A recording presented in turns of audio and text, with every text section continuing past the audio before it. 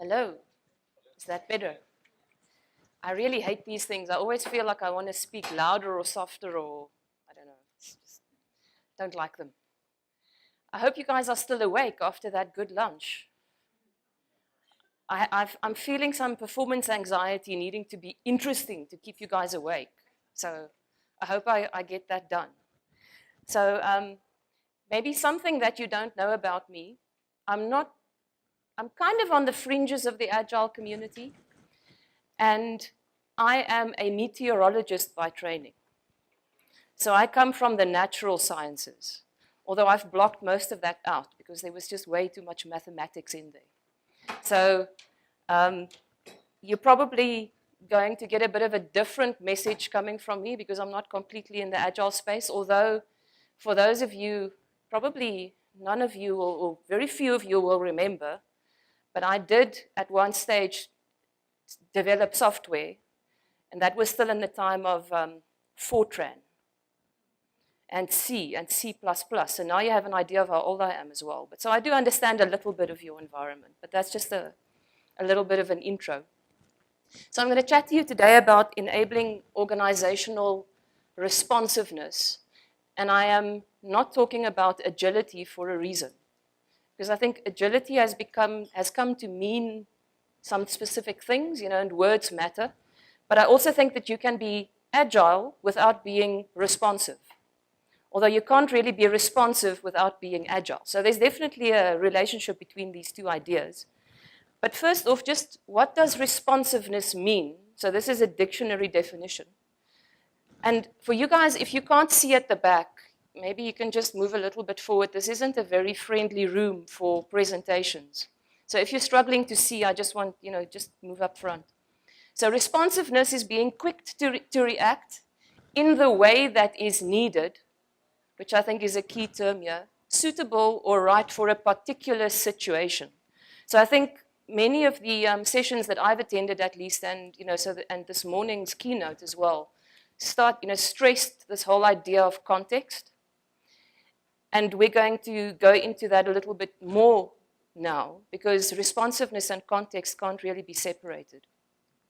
But I want to show you a brief video that, to my mind, really brings across this idea of responsiveness. Each winter evening, attracted by the heat of the city, 5 million starlings stream into Rome.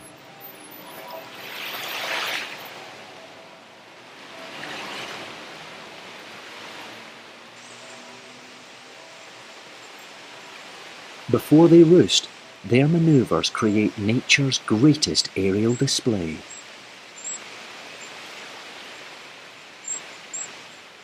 Their iridescent plumage is lit up by the setting sun.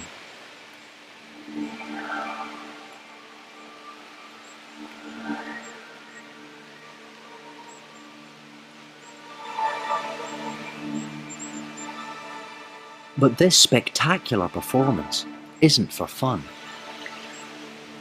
The peregrine falcon is looking for his evening meal, and he's hunting the world's best formation flying team.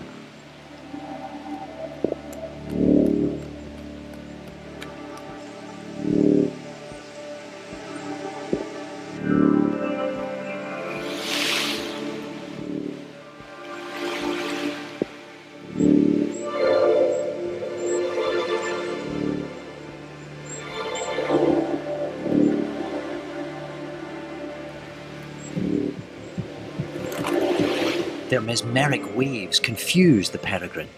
He can't lock on to a single target.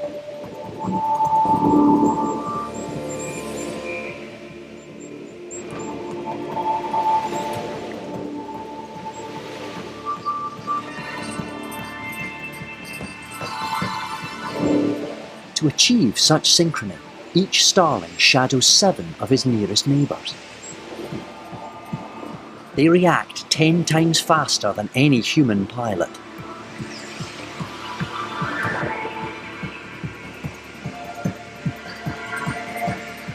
To stand a chance, the peregrine must up his game.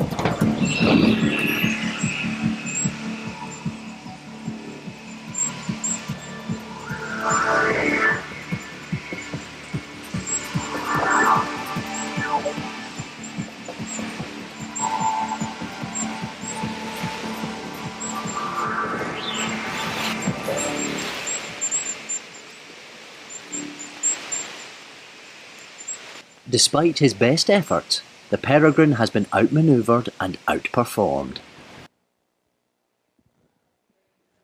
So what did you guys notice? Just when you watch that? The movement. What about the movement? Yes. No.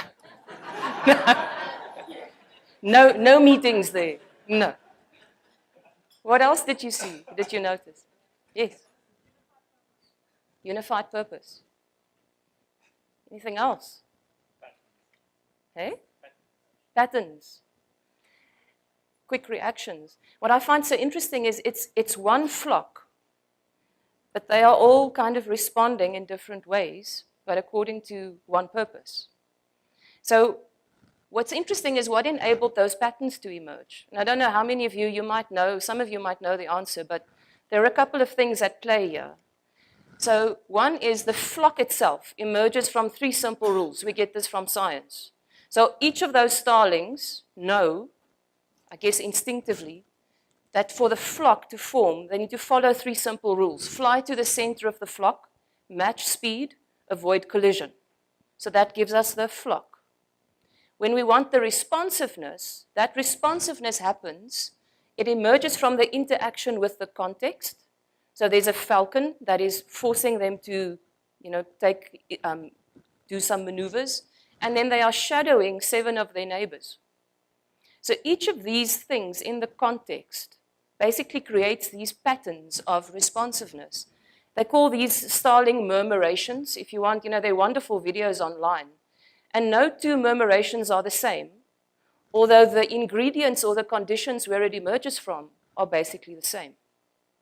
And I guess this is one of the key things for me when it comes to responsiveness and even agility, is it is something that emerges from the context and from how the agents in the context are interacting. It is not something that we can mandate or design or force.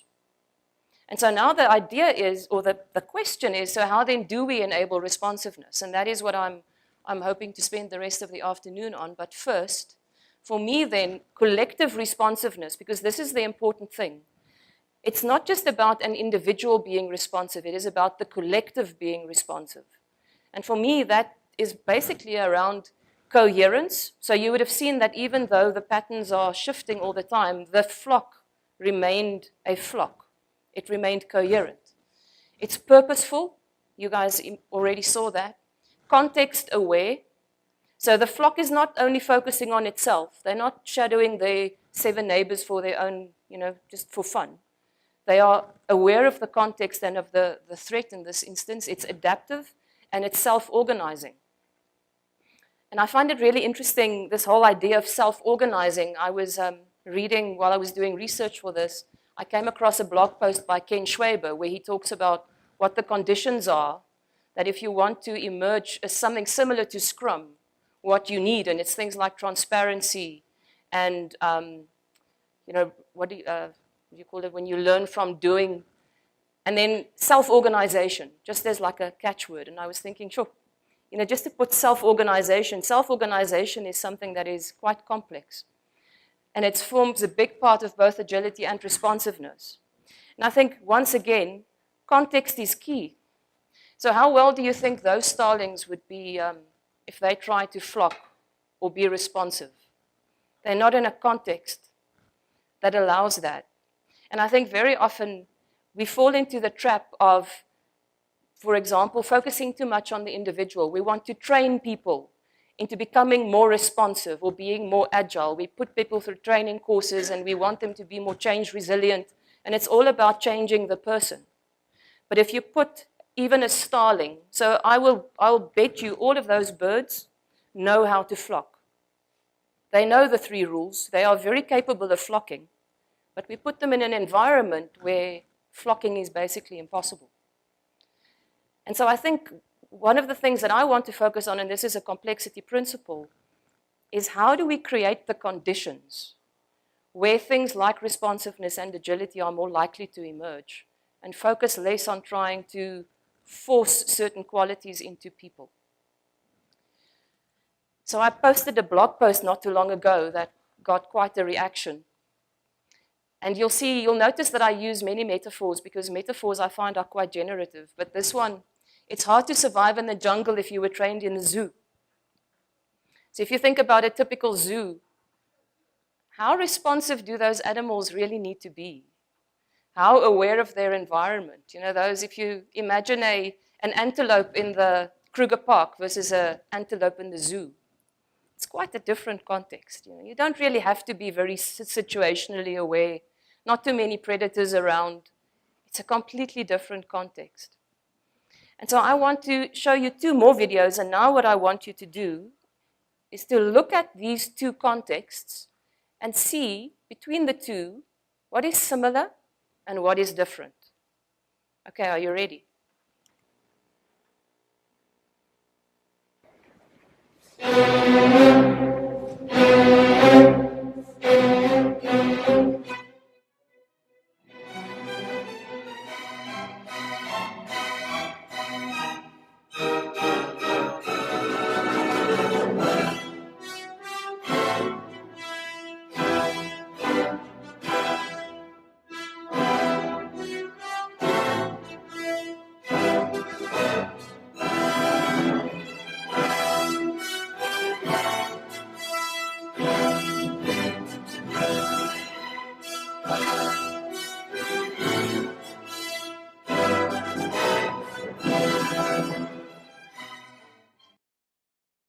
Okay, ready for the next one? You've got that one. All right, we're going to pick this up. We're going to do it. One, two, three.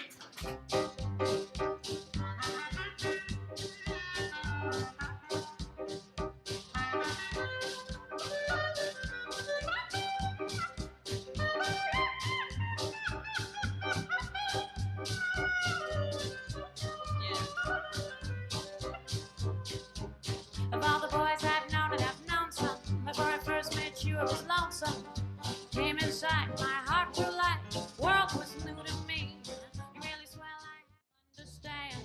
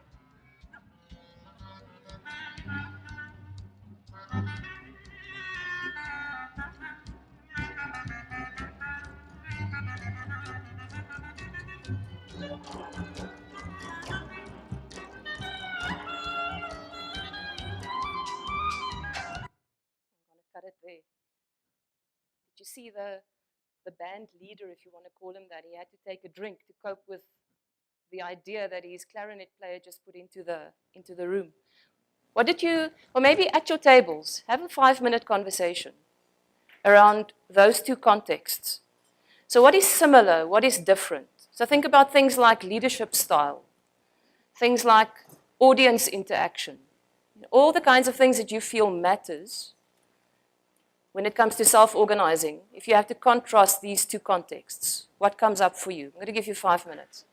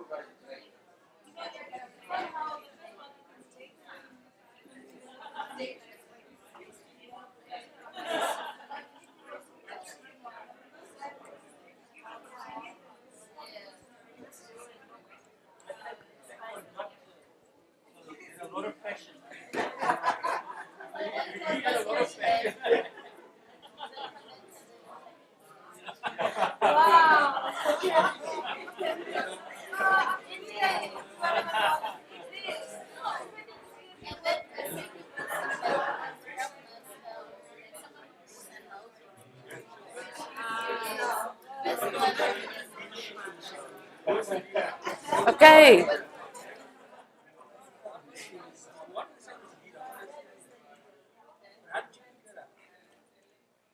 This is what I love about Agile audiences. It's like magic. It doesn't work anywhere else. This is it. I'd love to hear what you guys came up with. Maybe just who from the tables, we're just going to go popcorn style. Who'd like to tell us what are some of the things that you came up with? Up here, the Liberty group, my friendly group up front. Oh, I don't like these, eh? Sure, not supposed to see. Okay, the first one we said it was a bit more structured. If you're looking at it in terms of projects within our offices, would think that that would be a waterfall because no one was creative in their own space. It seemed like everyone was told this is the route that you're supposed to go, and everyone was going that route. And the second one seemed like it was more like an agile way because people were creative, they were spontaneous, and everyone was showing what they're best in. So that was our observation on the table. Okay, so one is more structured and the other one is Yes. more free-flowing More and more waterfall. creativity. Yes. Okay, thank you. Who else?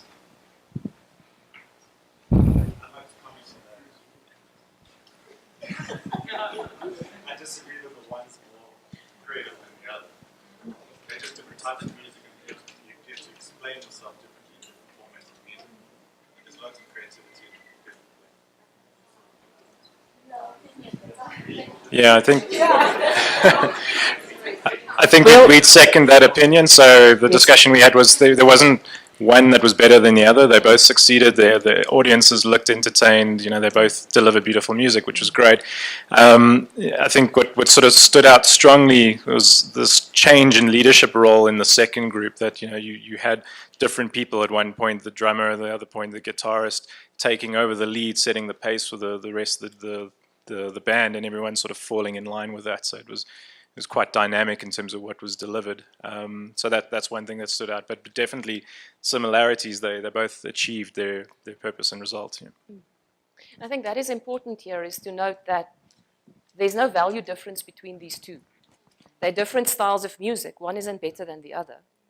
But the context and kind of the opportunity for emergence to happen in these two contexts are quite different. But there's no value difference between the two. Who else would like to comment? There was a hand up in the middle somewhere. You sort of covered what I was going to say, but there's an additional point, which is that with the orchestra, you see no interaction with the audience at all. So it's completely isolated from context. And I know on rare occasions that might change, but for the most part, I think if that is not the case, then something has probably gone wrong. Where with the bands in the second clip, you expect that there probably is a bit of audience interaction going on. I didn't see it very clearly in the clip, but normally with that type of band, you would expect them to respond to their audience quite a bit. Also, obviously, responding to each other, as has been mentioned already. Yeah, so just adding on that, one of the comments we had at this table was if you look at the orchestra, they had six flat that they were going to and they were sticking with it, whereas if you look at the jazz band, I can promise you if a bar pipe broke out in front of them, they would adapt their music to what's going on. They wouldn't just stop there, they would just continue on the same like I think one of the key differences is that the symphony orchestra operates in a world where there's a script, if you want to call it that. You know, it's Beethoven or Mozart or whoever, he wrote that music long ago. I want to say like centuries ago, but then I'm not too sure when he, so now I'm showing you I'm not a big history buff. And the thing is that there's some interpretation that can happen because every, good conductors have a certain way of interpreting. But if they don't play it the way that it needs to be played, it's no longer Mozart's symphony. Whereas the jazz band, they are creating new music in the moment, but it's not a chaotic environment because there is a structure. You would have seen in the beginning, the leader, he counted them in, and that created a rhythm. They started with a song, but that song, as we'll get to later on, it almost becomes like a scaffold. It's a place for them to start. But once the improvisation happens or starts happening, the song can change completely, as you saw when the guy had to take a drink to cope with what was happening. So I think it's kind of co-creating music in the moment and collectively improvising versus trying to replicate or interpret something that was written long ago, something that there's a script for. And I think one of the problems that we're facing in the world right now, or maybe it's not a problem, it's just how things are, we no longer really live in a world where there are too many scripts. We are in uncharted territory. There aren't too many maps for us to follow. So we're kind of forced to become more, especially in certain contexts, more like the jazz band that's able to improvise on the fly collectively than the symphony orchestra that has a script and a leader to follow. And what I don't want you to hear me saying is that everything needs to be like the jazz band, because I do, if you think of a typical, like a bank or any company that's in the financial services industry, for example, it's a heavily regulated industry. There are certain parts of your organization where you need to be like the symphony orchestra, where you don't want to be the jazz band. But then there are others that if you are like the symphony orchestra, you're not going to survive for very long because you won't be able to be responsive enough. So what I want to get across with this is I want to start just introducing a concept here of a container. Because if you look at those two contexts, they kind of created a container within which certain things were able to happen or not. So they're the physical environment. If you just think about, so that the difference, for example, if you walk into the room downstairs where we had the keynote this morning, how is that room set up? Can you remember? Were you awake? Hey? How is it set up? Rows. Eh? Do you expect something different to happen when you walk into a room that is set up like this one than when you walk into a room that's set up like that? What kind of interaction do you expect to happen in a room that's set up like the one downstairs? You're kind of going to be quite passive and maybe get to answer, ask a question at the end. When you walk in here, what do you expect? You're going to have to work. So I'm glad you know that. But it's the same with, if you think about the symphony orchestra versus the jazz band. The way that the orchestra, the concert hall, the way that people are physically located, all the different instruments together. The conductor, where he stands, where the audience is, it kind of creates a container. The same with the jazz band. And different things can happen in those containers. So if you think about these two, that would be, to my mind, the symphony orchestra kind of container. It's quite rigid and governing. Explicit goals and targets, governing constraints, so there are rules. if you think about the constraints that's at play there, they've got the musical script, they've got the conductor and his vision. They've got just all of the rules that's at play in the symphony orchestra world. They're focused on outcome. They need to play Mozart's symphony the way it needs to be played. It's about fail-safe design, and it's efficiency and replication. So in that environment, how welcome do you think improvisation will be? Not too much. Even from an audience perspective, what do you think would happen if somebody gets like really excited in the middle of one of the, what do you call them, movements, and gets up and starts clapping enthusiastically? Will that be welcome? It's like a way that you do things in that environment. Whereas in the jazz band environment, it's different. So they have direction and they've got a shared sense of purpose, but they don't really have explicit goals except just, making music and enjoying themselves. They have enabling constraints. So you would have seen the leader, he counted them in, and then from there, leadership started shifting between the band members. But he created the rhythm, and they had a song that has a structure that basically just created enough structure within which they could self-organize. It's about the process and learning. It's not about the outcome necessarily. It's about safe-to-fail experimentation. We were talking to a jazz musician the other day, and he was saying there's a certain safe base that you know that you can come back to. So if things start going really pear-shaped, and the band starts realizing we've now improvised our way out of the song, they all know to come back to that safe base. So it's safe to fail in a certain instance. Whereas in the symphony orchestra, you don't really want to make mistakes. And it's about co-creation and effectiveness, not so much about efficiency and recreating. Does this make sense? I'll happily share these slides with you guys so you don't have to scribble furiously. So now if we think about these containers, if I just visualize them differently. So in this way, what we've got is we have a starting position. We've got constraints that give us a space where it's safe to experiment. And we've got different ways of getting to a similar outcome. Versus over there, we have X marks the spot where we start, and then we have a very explicit goal that we're working towards. And even if we pivot along the way, or even if we iterate, we don't necessarily have the freedom to end up in a completely different place. So Dave Snowden always upsets people when he says, drawing a linear process in a circle does not make it nonlinear. And I think that is part of the essence of this, is what is possible in some of these environments. So I want to explore, what is it then, so if I use another metaphor, if we say that in this environment there are no recipes, and we need to think like chefs, what are the ingredients that we get to work with? Because, chefs don't create their own ingredients. They use existing ingredients and combine them in unique ways to create new dishes. So if we want to influence our environment, what are the ingredients that we've got to work with? And it links to what are the things that we are able to influence in these containers. So this all comes from complexity science. So you would, for those of you who've listened to Dave Snowden, you would have heard him talk about these things. Don't know how many of you have heard him tell the children's party story.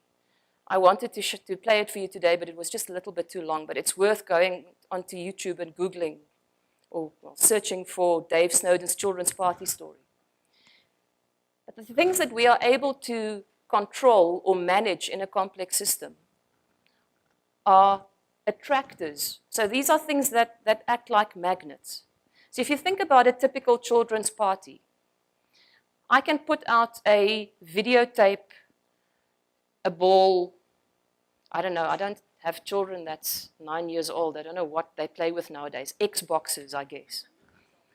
But you can put out different things and then see where do we find positive patterns of play. Now we call that an attractor. It is something, it acts like a magnet. It pulls people or agents towards it. Then we also have constraints. So here you can think about things that act like fences. So they keep things out. So think of a typical, like a firewall, for example, or even physically, the walls of this room serves to keep people out. So we now have an emergent identity in here as the people who are attending this session. And maybe here, I don't know what the attractor was. Maybe it was me, maybe it was the topic. Maybe there was just nothing else that sounded interesting, I don't know. But now that we're here, there are certain things that's keeping us here and that's making us a group. And it could be the physical constraints. It could also be a societal constraint that maybe it's seen as rude to get up and walk out if the speaker is not as interesting as you thought they were going to be. But there are certain constraints that keep us here. Then there's also a certain amount of difference or diversity in the room. Again, it could be physical, so there are differences in gender and differences in race. There's differences in our levels of seniority or how long we've been in the Agile environment or how much we know. There's differences in, how much we know about music, for example. Maybe there are some musicians in the room. Maybe are there some musicians in the room? And they're all at that table.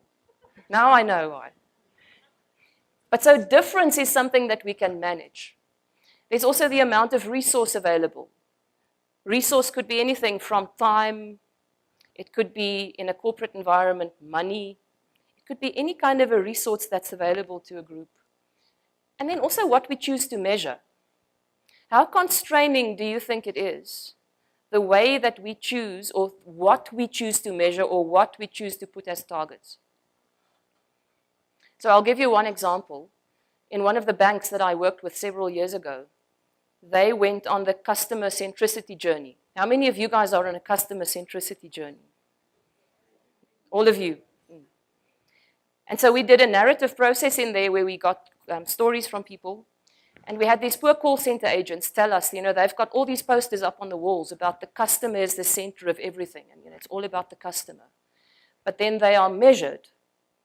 And they've got a target that they're not allowed to stay on the line for longer than 2.5 minutes.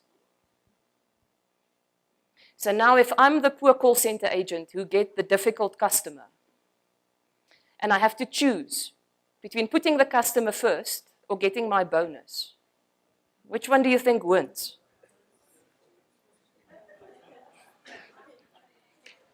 So how we choose to measure, the things that the targets we set and the things we measure also become significant constraints. Then there's also the nature of interactions. So now we've got this container. How are people interacting? Who is sitting close to who? Who has access to what? Who has access to what information? So all of these things, the interactions, exchanges of energy and information. And then how open or closed is this container to the external environment? All of these things are things that we potentially have influence over. It's very difficult to change an individual's behavior, but to change, for example, what the office layout looks like, or who sits next to who. You must have all had this whole co-location debate, and whether you should or you shouldn't, or should offices be open plan or shouldn't they? All of these things, even the amount of diversity that we have in a group, we can influence that. So these are the kinds of things that when we start to think about experimenting, because this is another complexity principle, because we don't know what's going to happen, because the system is completely unpredictable, we want to try smaller, safe-to-fail experiments to see if we can start shifting the system. And these things give us clues in terms of where can we start experimenting. Because these are the starting conditions from which things like agility and responsiveness emerge. So I've given you a lot now. I want you guys to just quickly at your tables have a brief conversation around, does this make sense to you? And are there burning questions? And if you think about these containers in your environment, which ones do you encounter most? The kind of closed, rigid ones, or the more open ones that allow for some emergence? Does it make sense, the question? Cool. Not so many. I'm just going to give you 3 or 4 minutes just to have a brief conversation at your table.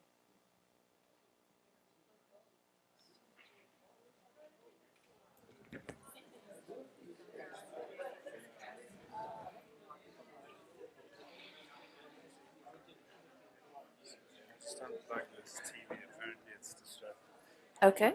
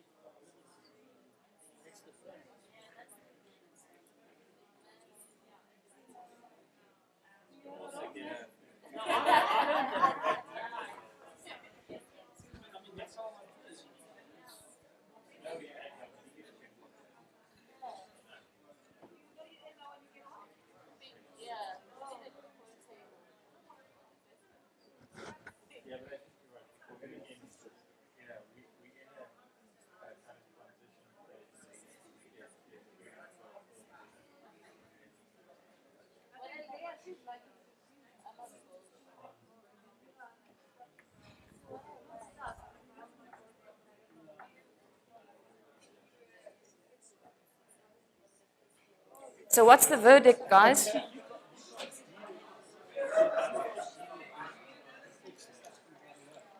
It sounds like you need more time. My magic's not working. You're going to have more time to have conversations. I just wanted you to have a very brief one. But what did you come up with? Does this make sense? What's the verdict? What kind of containers do you most frequently encounter in your environments?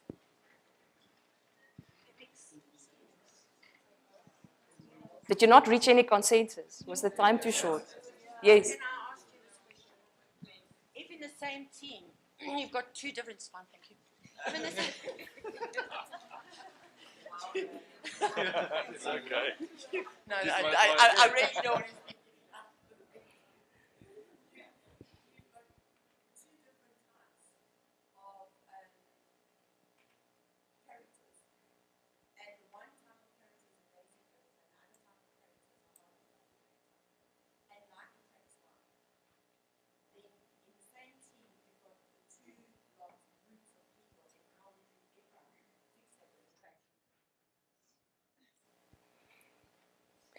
I would look at potentially, so one of these attractors are affinity attractors, and it's, as you say, like attracts like. So I would think about potentially looking at, can I create more distance, for example? So can I change the physical environment so that, or can I change group membership? Is there a way that I can change the group membership? Can I bring in a different attractor that can suck away energy from these two? So I would want to think about, what would happen if I bring new members into the group that bring a very different energy to either one of these two?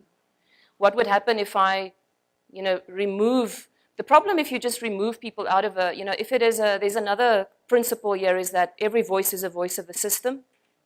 Sometimes if you remove a problematic person, somebody else just picks up that role.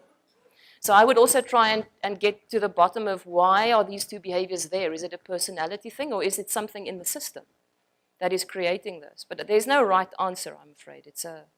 But I would apply this lens and try to think, so if this is causing attraction, what can I do? Can I bring another magnet in play to start sucking energy out? Can I bring in a new boundary so that they're not able to go there? Does it make sense?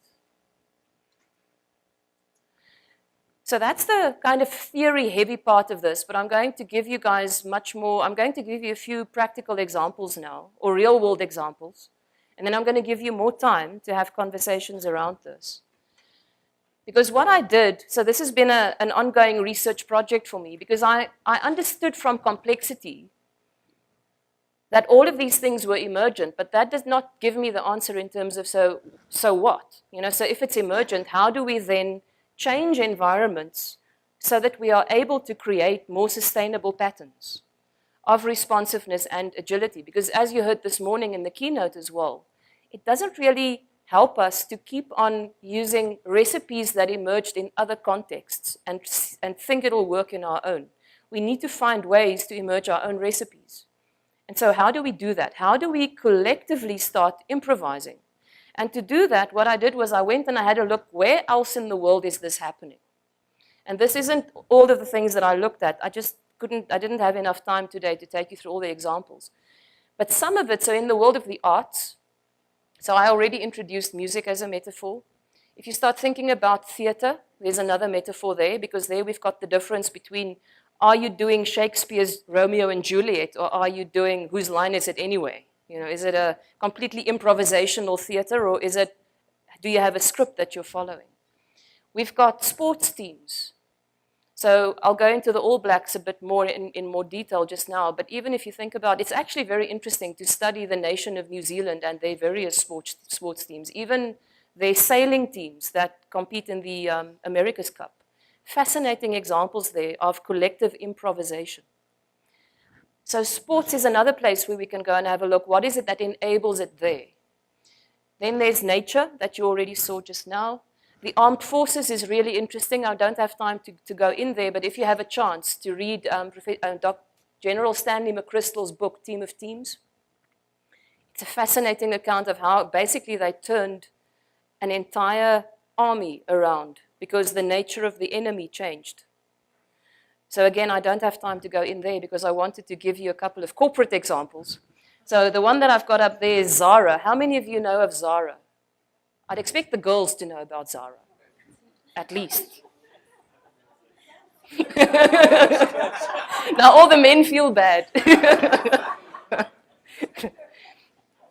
No, but they're actually quite well known in the responsive org community, so it's not so bad that the men know. So these are a couple of the places where I went looking for principles. So remember this morning in the keynote, how many of you can remember Kent's principles? But you're not allowed to look at your notes. It's just like from memory. Can anyone remember them? Okay, cool. I see you remember them. Okay. But there's power in those principles, isn't there? You can immediately see how if you implement them, it can start changing. In my language, it will create a new container. If you bring kindness and honesty into the environment, it shifts the nature of the container. So basically what I went looking for is, what are the things that all of these different contexts have in common? And what can we learn from there? And now I'm afraid that some of you right at the back might not be able to see the slides. I didn't expect a room that was this long. But again, I'll send you the slides. But so there are common ingredients, but the way that they play out is different. But the 4 things that's always there. So there's a mindset. Arbinger Institute calls it an outward mindset. It is a mindset that is, it's always looking at the needs in the environment, not looking internally. So it's an outward and an adaptive mindset. There are attractors, and most often this attractor is purpose. There's a shared collective purpose.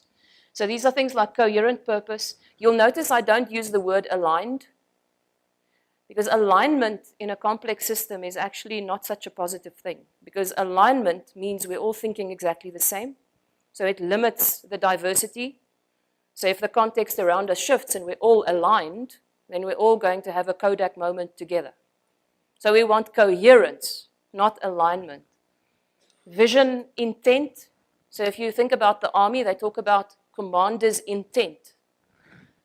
And sometimes a significant attractor can be a personality. So if you think about the All Blacks, for example, and some of their players, like Richie McCaw, he's a significant attractor in that system. Then they've always got enabling constraints. And these are slightly different. So you've got heuristic principles and values. And when I say values here, I mean real values, not the values that we've got up on the wall. We've got a shared language, so metaphors, mottos. You know, if you think about, there are also rituals, that's the second one, but when we get to the All Blacks, I'll give you some examples, but there are significantly shared rituals there, like the haka, you know that. In this Agile community, shared language, I think, is quite a big thing in this community that kind of creates a constraint, a boundary that tells you who's in and who's out. There's jargon that you need to know. Scaffolds. So scaffolds to me is, so remember the jazz band? They had a song that they were starting with, but they knew that the moment they started playing, the song will change. So it was a scaffold. They weren't stuck on their song. A rugby team, they have a game plan going in, but because they don't know what the other team's going to do, it's a place to start. It's a scaffold. They know that it's going to adapt, but it gives them a starting place. The same with the armed forces. They've got a battle plan. But again, there's this famous quote that the battle plan only survives as long as your first contact with the enemy. So it's this idea of holding all of these plans as provisional. They're scaffolds. There's a requisite competence. So they practice the basics. So I'm not saying that we need to throw in everything, all of our practices like Scrum and Kanban and all of these things out the window. We need to practice them because they're the basics. But then at some stage, you know, it's this whole shuhari idea. At some stage, you need to move beyond the basics. So, but if you think of a chef, if a chef does not understand the basic principles of cooking, so if I'm a recipe book user and the recipe says you need, I don't know, corn flour to thicken the sauce, but I have no corn flour, and I don't understand the principles, I will not be able to adapt in the moment and know what else to use. So you need to be practiced in the basics. You'll see it with musicians as well. If I don't know how to play an instrument or I don't know the basic patterns, I can't just walk up to a jazz band and tell them, oh, I'm here to improvise with you guys. So there's a basic level of competence. And then there's a requisite difference. We've already spoken about this, diversity. And a very interesting one and a quite controversial one is there's redundancy or slack. Because if you've got no redundancy or slack in your system, it's very difficult to improvise or to adapt. And then there's this thing called fractal feedback. So fractality, it's a complexity term, but basically what it means is there are similar patterns on different levels at different scales in the organization. And there's a very strong focus on feedback. Because if you have no feedback, what are you responding to? So they get feedback from the environment. They get feedback. They're very situationally aware. So if you think in terms of a jazz band, they need to be aware of what's going on in the band. They must be aware of the audience. They must be aware of their own instrument. So there are multiple levels that they're getting feedback from. And this is the same across all of these examples. So I want to quickly... Oh, the other interesting thing is if you look at this, it maps to, you know, Dan Pink's theory around motivation. It maps to those as well. So it gives you mastery, purpose, and autonomy. Because the continuous feedback allows you to learn and master. Whereas those enabling constraints allows autonomy and for distributed decision making. And purpose, having direction and having a shared sense of purpose provides meaning and a personal sense of purpose. So I want to give you some examples because I think this will make more sense. And then I want you guys to see what does this look like when you look at the Agile community. So for the jazz band, they're attractors. They have a coherent purpose. They're here to co-create music. And I think have fun is another one of the, it's another purpose. Achieving flow, being in the moment and just achieving flow and delighting the audience. Those are the attractors. Heuristics and principles, it's really interesting when you look at the world of improvisation, what some of these heuristics are, but there's no mistake except not building on someone else's. So remember the video when that guy went off script and he started playing? If everybody said, no, we didn't agree with that, it would have killed everything just there. There's this principle of you yes and. Somebody puts an idea out and you build on it. So there's no mistake except not doing that. We take turns to solo. So you would have seen one person comes up, he solos, the other people supports. We don't all improvise together. And we stay tight. That's another one of their principles. We are continuously aware of what's going on. Scaffolds, the song and practiced musical patterns. There's a requisite competence. As I said, you need to know your instrument. You need to practice these basic patterns. And the requisite diversity. You can have a band that's only got guitars, but it gets boring after a while. And even there you've got diversity because they're playing different styles and different kinds of instruments. So this is in a group, and it's typically, or very often, it's a group of individuals, not necessarily a team. So if we take this to the team level, now we get to the All Blacks. So there, the attractors, it's fascinating. I don't know how many of you have read the book Legacy. It was written about the All Blacks. Have you read that book? If you haven't, even if you don't enjoy rugby, it's worth reading. But the All Blacks' purpose is tied into really feeling that legacy behind them and the expectation of a nation, basically. So their purpose is to add to the legacy and leave the jersey better than you found it. So they have a goal. They want to win the game. But their real purpose is that. Then they've got really fascinating values. They've got work harder than an ex-All Black. No dickheads. It's interesting, when you see them play, you'll notice that they all wear the same shoes. They don't fall for sponsorships, where the one is wearing red shoes and the others are.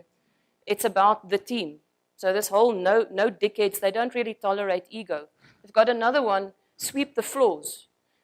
So they clean up after themselves. They've got this value of humility, and they just say, nobody cleans up after the All Blacks, we clean up after ourselves. They live these values. That is what makes them powerful. Better people make better All Blacks. It's not easy to become an All Black, but even if you're a good enough player, if you don't fit with their values, you're not able to become part of the team. So they recruit based on values. Go for the gap. It's a really interesting heuristic. So they've got game plans, but if there's a gap, you go for it, even though it wasn't planned. And everybody in the team knows that. So go for the gap. Improvise, adapt, overcome. It's one of their mottos. Other motto, rituals and language, the black jersey, the silver fern, the haka. These things mean something to this team. And many of them, when you hear their stories, they'll tell stories about the first time they got to wear the jersey. There's a significance to that jersey. And then they've got shared language. So they use a lot of Maori terms. So for example, they would use they say that they defend like a surging tide. I don't know how to pronounce the word, so I didn't put it there. And they've got another one called follow the spearhead, where when you see how they're performing their haka now, it's in a spear formation. It's part of how they play. Now, I'm not a really big rugby fan, so I can get out of my depth very quickly with this. But I find it really, really interesting to see, because if you look at how they play, they've got a very fluid form of play. They are one of the most difficult teams to beat, and they improvise collectively on the field. So there's this, I don't know if some of you, they've got this, Bertu, you guys need to help now. But they call it an offload. Do you guys know what that is? The men, I hope, would know what it is. It's like in the back line when you throw the ball and you're not looking to where you throw the ball. Sonny Boy Williams does that a lot. They call it the Sonny Boy. The thing is, he would not be able to do that if he couldn't trust that there would be somebody to catch that ball, because he's not even looking in the direction of where he's throwing it.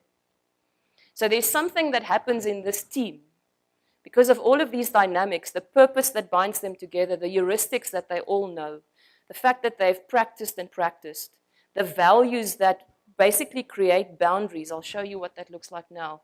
And feedback. They are continuously getting feedback. So they are always aware of where they are and where the other players are. They're aware of, are we winning the game? They know where the competitors are. They know how the audience is responding. And they've got a ritual that the week after every game, they watch the game back again as a collective to learn.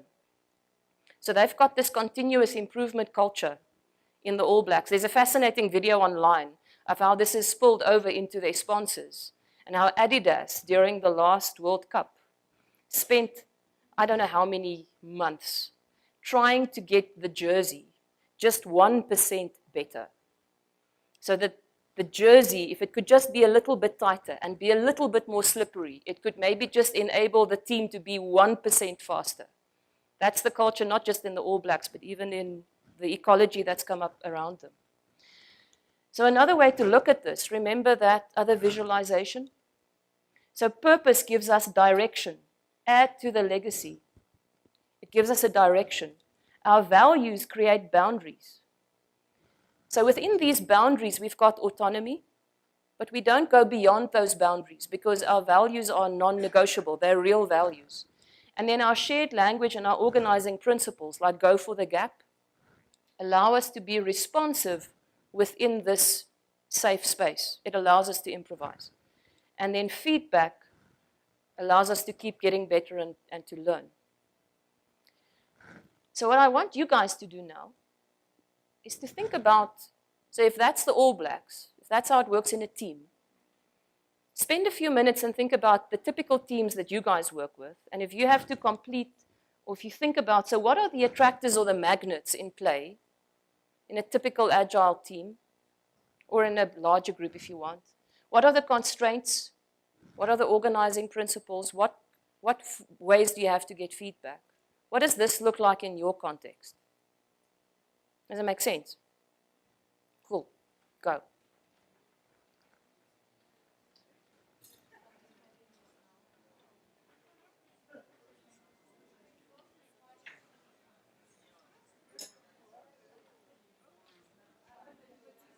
Gaat het goed met jou?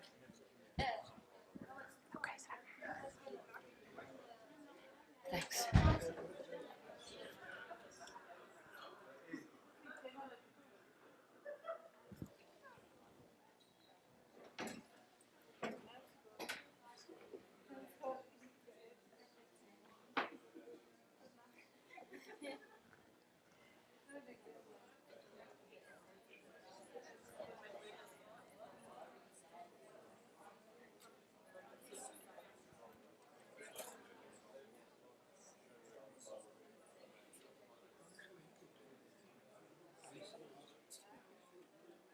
So what did you guys come up with? What are some of the attractors? Let's start there. Money. That's like a universal attractor, isn't it? Yes.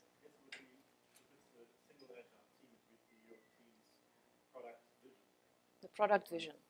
Mm-hmm. Okay, product vision. Cool. Anything else? Yes.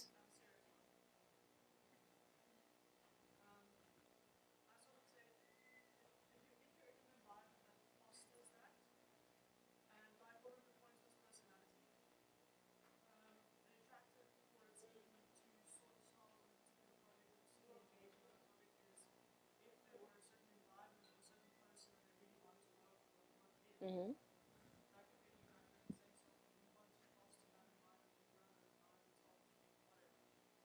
Okay. So a person or a certain kind of project can be an attractor. Okay. Yes.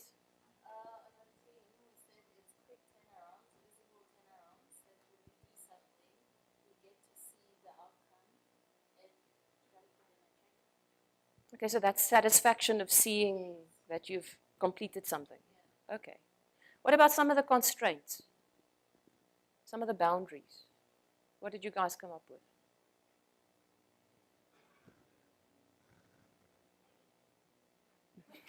Money, again. Money makes the world go round. Yes.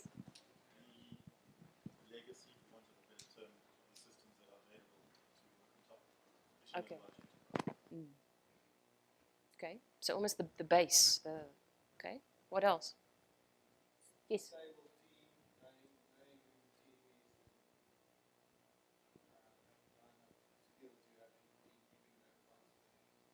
Okay, so the skills of the team, the coherent identity of the team. Okay. What about values and heuristics? Could you come up with any of those? Yeah.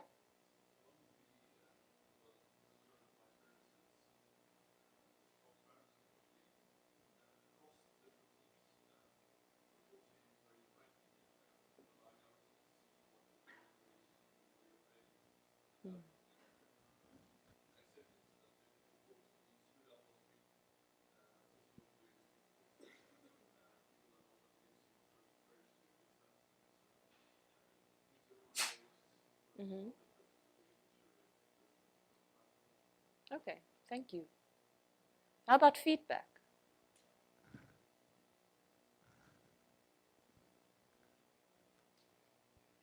When I was trying to come, this was the easy one. This group again. Yeah. Ceremonies, yeah.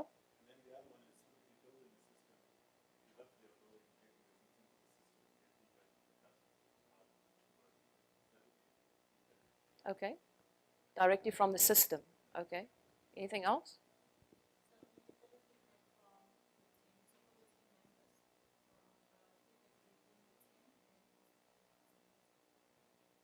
Okay. And these customers, are they internal or external customers? Both. Okay. Okay, organizing principles that help us adapt. Any of those?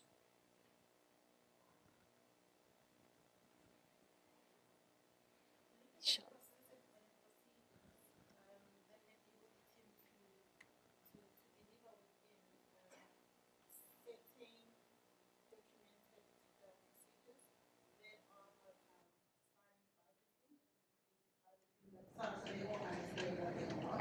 And they also give documentary procedures. So this is how we meet.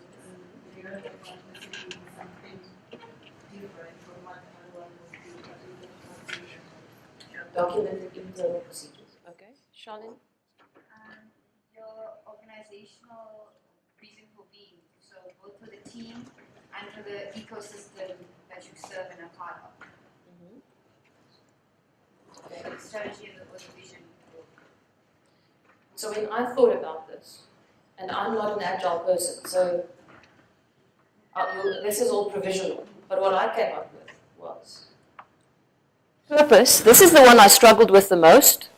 So the best I could come up with was released working software faster. Because when I asked some people, like, what is the purpose of Agile, most of them told me to go faster. So values as boundaries. So we've got the Agile values that nobody here mentioned so far.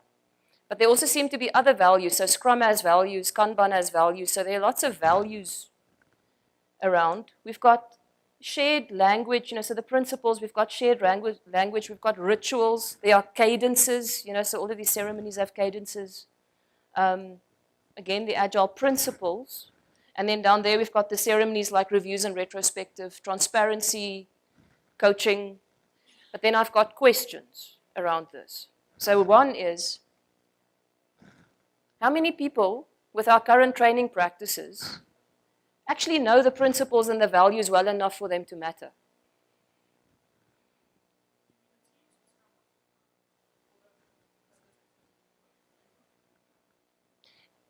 Are they known well enough for them to become enabling boundaries for a team?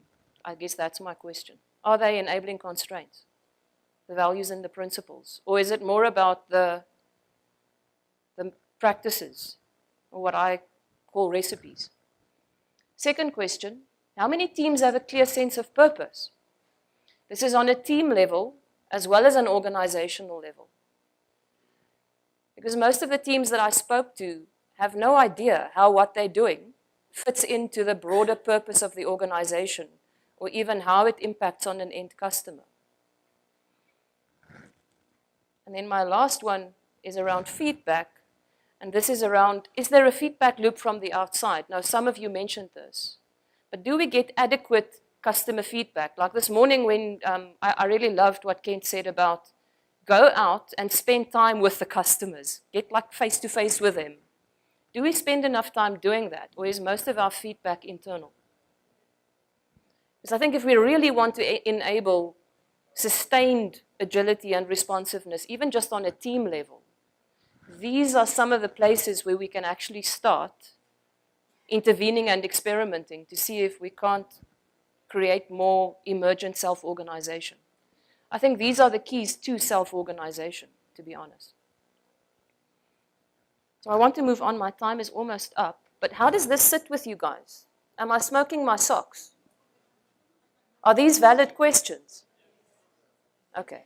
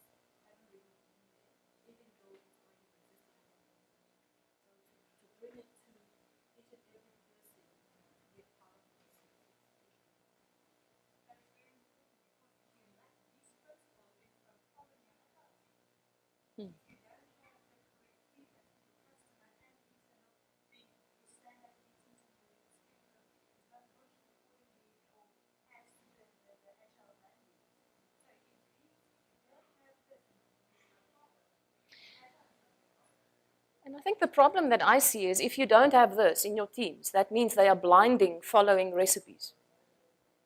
They don't know why they're doing what they're doing. And so they won't be able to adapt if the context around them shifts.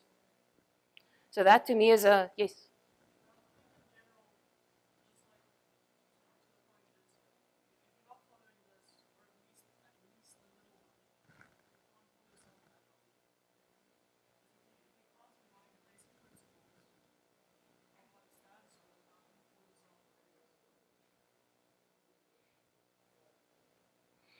It's a question I throw back to the team. Yes. It's quite an interesting one for me because if you're coaching Agile, then it's not a, you don't get to a point where you know Agile. You're continuously learning. So even if you've only been one of those particular points, that is not really. So this idea of no, we're not Agile because we're not following it is a bit of a fallacy. I still think it's self-improvement all the time. You're going to find that you don't do one of those things, I think for me, the key thing is just to encourage you guys to think like chefs and not like recipe book users. And to help your teams to also understand why do they do what they do. So if we follow Scrum and we do retrospectives, where does it come from? Why are we doing it? You know, why do we have to have clients in our review meetings? Why is that? You know, because if you don't understand why, it's very easy to just drop it. But I want to move on and just take this one level up, because I know another big conversation in the Agile community is all around scaling. So now we've looked at a group that made up of individuals. We're now looking at a team. Now let's look at a company. And the big difference, you know, so the metaphor with the All Blacks, for example, falls down a little bit because they are playing a finite game. They know the rules. The game is not changing. The game itself, as they are going through, you know, interacting with the other team, that's emergent. But the game of rugby is the game of rugby. They know where the field ends and they know the rules. In an organization, we're playing an infinite game. We don't really know what the rules of the game are. It's changing. We don't necessarily always know who the opponents are. We don't always know who our clients are, because this whole thing is co-evolving and it's shifting all the time. So who's getting it right? Now, there are more than these three companies, but they are the best examples I could find. Southwest Airlines, it's a really interesting company to have a look at. Then the Ritz-Carlton, just as interesting. And these are all very big companies. They're not small little mom and pop stores. The one I want to look at is Zara. It's very well documented. Fascinating company. You guys won't be able to see at the back, but I'll read some of this. So their coherent purpose, freshly baked clothes. So they've got this thing it's about speed, quality, affordability, but more than anything else, it's about responding to customer need. So the other interesting thing is you'll see one of their main values is the customer is our principal designer. So they've got really interesting things that they do in their stores. Their strategic anchors, they've got very short lead times. So they try and move in step with the customer. So where some of their competitors plan up front what they think the trends will be, Zara tries to stay in step with the customer. So as the trends emerge, they try and serve them. More styles at lower quantities, so they create scarcity. They don't have a lot of items in store at once, so they force people to go there often. They prioritize responsiveness over efficiency. Now, this is a really interesting thing. So, for example, down there in the supply chain, you'll see they've got slack. They run their factories at, I think it's about 70% of their maximum capacity, so that when they need to create a new style, they've got capacity in their factories to be able to do it. They also buy 2/3 of their fabric undyed and long before the time, so that they can just dye on demand and put it out. So their supply chains, it's an interesting, because sometimes we focus so much on efficiency. So we remove all the slack out of our systems. They focus on both efficiency and effectiveness. They are prioritizing responsiveness. They've got an entrepreneurial culture. So their store managers have complete autonomy. They can serve their local markets, so they've got different styles in different parts of the world. If you read some of the case studies, they only employ or they only promote from inside. And what I find fascinating is they've got no lead designers besides the customer. All of their designers have direct access to a database that is updated daily with information coming in from all the stores. And what's interesting from a feedback perspective, they have enabled all of their sales associates almost to be anthropologists. They watch what their customers in the store do. So if I take a jacket off the rack and I fit it but I don't buy it, they'll come and ask me, why didn't you purchase that? What's wrong with it? Maybe I don't like the lapels. Maybe I don't like the color. They watch what people are wearing who come into the stores. There's a story where in 3 different parts of the world in 1 week, 3 different women came and asked for pink scarves, and they didn't have pink scarves. 2 weeks later, they had pink scarves globally. So all of their designers have the mandate to, when they see an emergent pattern coming from this real-time data, coming from all the stores, they can act on it. They don't need anybody else's permission. There's no principal designer. So I think the feedback part of this is a big part of what makes Zara strong, because they are obsessed with their customers. And all of these things, everybody in that organization, even though they've got the diversity, they've got all of these unique stores globally, they have multiple styles that are not always in all the stores at the same time. They are all not aligned, but that is a coherent purpose for them. They are all equally customer obsessed. They all have the same supply chain principles. They have the same value. They're all trained in the same feedback mechanisms.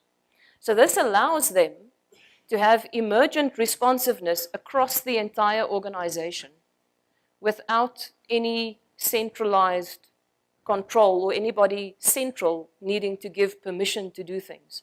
Now, if you look at the others, if you look at Southwest Airlines, it's the same model. If you look at the Ritz-Carlton, every hotel has autonomy, but they share the same values and the same purpose. They are all around creating experiences. They've got a motto, ladies and gentlemen serving ladies and gentlemen, which creates a very different culture to many other hotel groups. If you read Team of Teams, you'll see exactly these same principles that enabled Stanley McChrystal to completely change around the entire armed forces into mission commands in Iraq. So if you start looking at these ideas of attractors, boundaries, fractal feedback, things that enable you to respond. If you think of the birds, those simple rules that's collectively known, having transparency across the organization. So everyone in Zara has access to this customer database. You start seeing how you can potentially you can scale in an emergent and an organic way, not in a mandated, because if you think of a typical process that people nowadays try to use to scale, it's a very mandated box and flow process. It creates a rigid container again. It's not a very fluid container. But how can we scale organically when we start thinking using complexity principles? And it has been done in companies, big global companies. So I need to wrap up, but I want to open the floor for some questions because I've thrown a lot at you.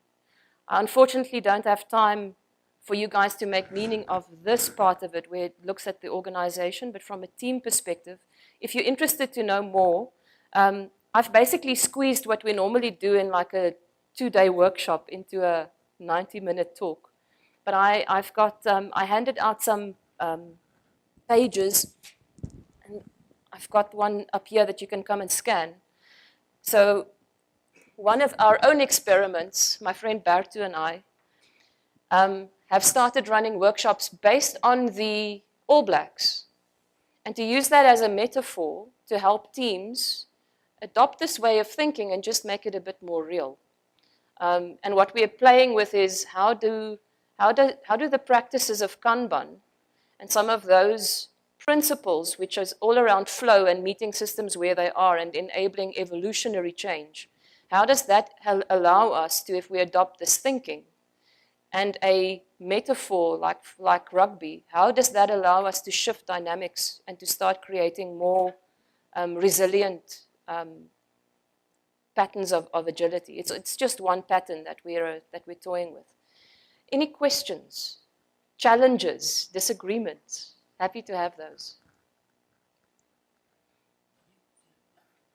Sonja, do you think in a team historically that leader is significant, or shall everyone be empowered to lead? So Stanley McChrystal says you need to lead like a gardener, not like a chess master. So I think leaders are important because leaders create the containers. If you think about it, leaders are very influential in creating the environment, in choosing what gets measured, in choosing who has access to what information, those kinds of things. But then within that, I believe that they need to give local autonomy. If you think of self-organizing, the whole notion of self-organization means that there's distributed leadership. So I think it's a both and. I think it's a different kind of leadership that we're not used to. It's an enabling leadership, not a governing leadership. I'm not sure if I'm answering your question. So I work really hard at empowering teams so that they do things and make decisions for themselves. It works, but I still find this to be leadership quality. So if you talk a lot about the All Blacks, but you take the Navy SEALs for example. So we went to a talk, 2 Navy SEALs came out to South Africa, and they talk about the experience in Iraq and how they move that team philosophy into business. They're doing very well with that. Just this talk about teams, self-empowered teams. I'm just wondering, is a leader always managing a team? Do you have to have someone, a single person, to lead that team? Or can you get to stage that team kind of leads itself? I don't think that you always need a leader in a team, no. But it takes maturity, and it takes, if you look at, there are really interesting examples in the armed forces. Metaphors matter, and so I have a bit of a problem with creating or using a war metaphor, but it's one of the best ones to use. So one of the questions for me is, how do you create that sense of urgency that you've got when it's in a war where you have to change, or even on the field with the All Blacks? There's a game to win. How do you create that? And I find that, so if you look at what some of those leaders have done, sometimes it's not letting go completely, because if there are no constraints, then self-organizing can't happen either. But it is that role of the jazz band leader. It's almost creating the enabling environment and then letting the team self-organize. It's a different way. And what I find, so there was a Navy, David Marquet, I don't know how you say it. You heard him speak, I was so jealous. But he was a submarine commander. And he decided he's not going to give any commands anymore because people will die, because he doesn't know his ship well enough. Have you read that story? But he did retain one command, and that was whenever a command might lead to somebody being killed. He didn't want that to be on his team's conscience. He retained that. So I think if you read Stanley McChrystal's book as well, he didn't completely disappear. So he was still an attractor and, in a sense, a container in that space. But he allowed a lot of autonomy. So I think it's finding that requisite amount of freedom. And I think it's an iterative process. I think it's quite simple, but I don't think it's easy. If you look at all of these examples, they've all got exactly the same components. So there's a simplicity to it, but it's not easy. Anyone else? Thank you, guys. I appreciate you staying awake this time of the afternoon.